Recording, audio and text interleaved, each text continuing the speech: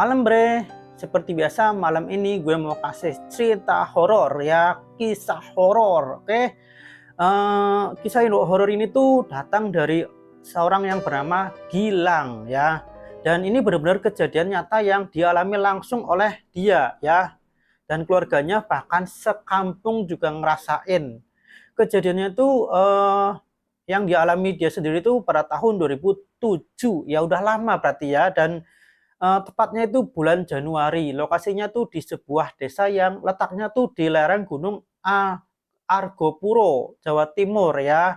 Dan di desa ini tuh katanya punya sejarah panjang yang masih kental sama hal-hal mistis, dan konon itu penduduknya itu ya masih percaya banget sama legenda Dewi Rengganis ya. Dan kisah ini tuh tentang pocong yang gentayangan gara-gara matinya itu nggak wajar gitu loh. Nggak wajarnya seperti apa? Pokoknya serem banget sampai gentayangin sedesa, sekampung. Dan bersama gue Aki, mari kita simak ceritanya.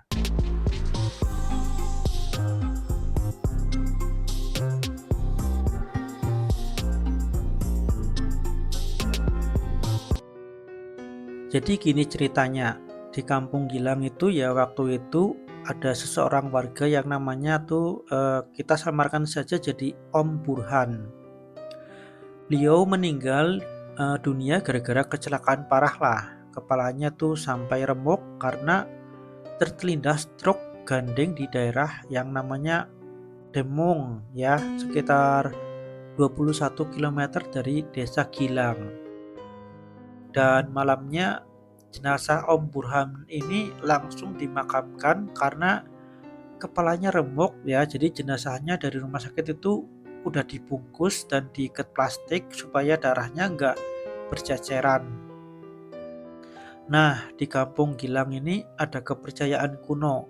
Kalau ada yang meninggal nggak wajar kayak kecelakaan, santet dan sebagainya, biasanya dia bakal ngajak 6 nyawa lain buat ikut ke alam baka. Tapi jujur, kalau gue sih yakin ini mitos.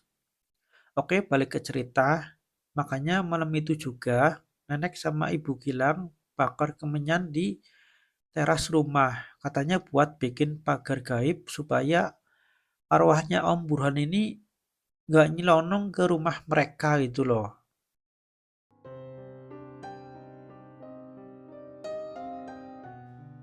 Hari pertama pemakaman masih biasa aja. Masuk malam kedua mulai ada suara-suara aneh. Penduduk kampung dengar suara manuk medini. Itu kayak burung malam ya, kesurupan arwah gitu loh. Suaranya bukan cuma serak, tapi kayak orang nangis minta tolong. Serem banget sih kalau gue bayangin ya. Dan nah, baru pas malam ketiga ini ya, horornya benar-benar dimulai. Jadi ada orang ya, sesepuh kampung namanya Mbah Tiwul, punya warung kopi yang selalu rame lah, siang malam itu rame. Malam itu sekitar jam 7, Mbah Tiwul lagi mau ke kamar mandi di belakang rumah. Kamar mandinya tuh ya di desa itu tuh terpisah ya sama rumah utama. Dan pas lagi buang air kecil, Mbah Tiwul itu dengar suara sayup-sayup kayak orang minta tolong. Tolong aku, gitu loh. Begitu Mbah Tiwul nengok ke arah suara, dia kaget. Dia lihat ada pocong, setengah kain kafannya kebuka, mukanya merah kehitaman, remuk dan masih dibungkus plastik. Pocong itu nggak ngelompat kayak pocong biasa, tapi malah merangkak. Mbah Tiwul langsung teriak histeris dan orang-orang di warung datang. Tapi pocongnya udah keburu hilang pas orang-orang datang.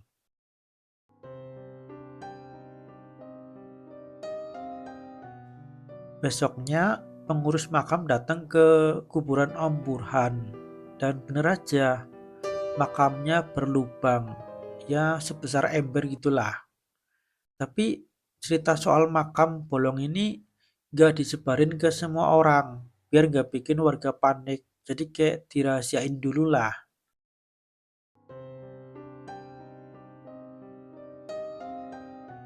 Teror pun berlanjut. ada seseorang tokoh agama kampung namanya Pakle Ibrahim. Beliau juga saudara almarhum dari Om Burham. Malam itu hujan deras, pintu rumahnya diketuk berkali-kali. Begitu dibuka, nggak ada siapa-siapa. Sampai akhirnya Pakle Ibrahim ini ngelihat pocong berwajah remuk berdiri di kaca jendela ruang tamu. Pakle Ibrahim ini orang sabar ya, religius juga dan akhirnya dia bacain ayat kursi sambil bilang ke pocongnya, "Burhan, sudahlah, berdamailah sama kematianmu, jangan ganggu siapa-siapa lagi." Dan pocong itu tiba-tiba lenyap.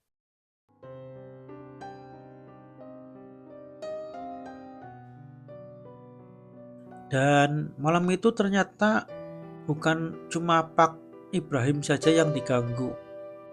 3 sahabat almarhum semasa sekolah dulu ya, yang lagi jaga shift malam di UGD dekat rumah Gilang, juga diteror. Semua pintu digedor keras, bukan kayak orang ngetuk biasa lah, tapi kayak benar-benar gedor keras gitu loh, kayak dobrak gitu loh. Mereka juga sempat lihat sekelebat bayangan putih di luar jendela. Saking takutnya mereka sempat ke ruang apotek dan eh, nggak berani keluar. Pokoknya kayak bersembunyi di situlah.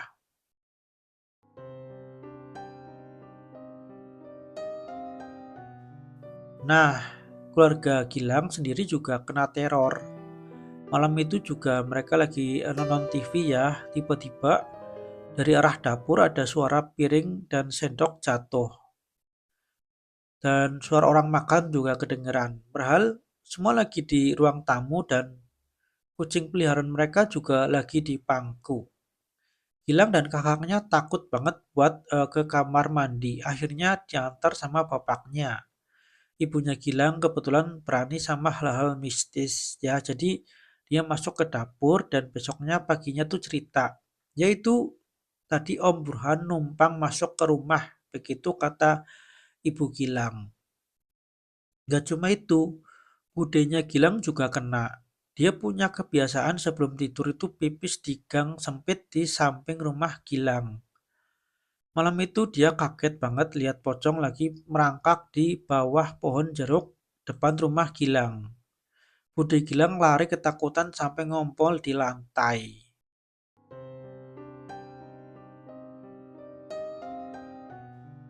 Karena teror makin parah dan bikin heboh, warga desa akhirnya ngajak musyawarah keluarga almarhum. Minta izin buat ngadain selamatan desa lah.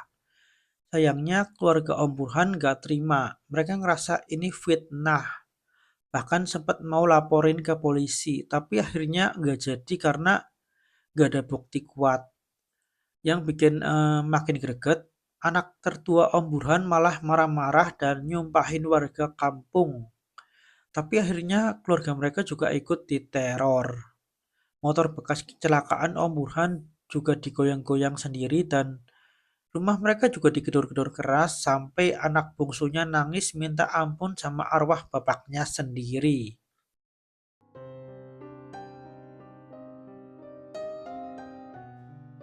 Akhirnya warga desa tetap ngadain selamatan dan setelah malam selamatan, desa itu jadi lebih tenang, lebih damai dan benar aja. Sejak itu teror mulai reda dan menjelang hari ke-40 pocong merangkak Om Burhan ini benar-benar udah nggak muncul lagi.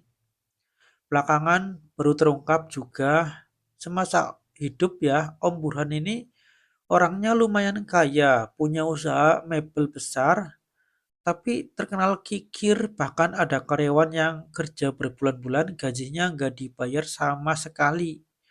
Mungkin itu juga yang bikin arwahnya nggak tenang dan ya seperti itulah cerita seram dari kampungnya Gilang di lereng Gunung Agropuro.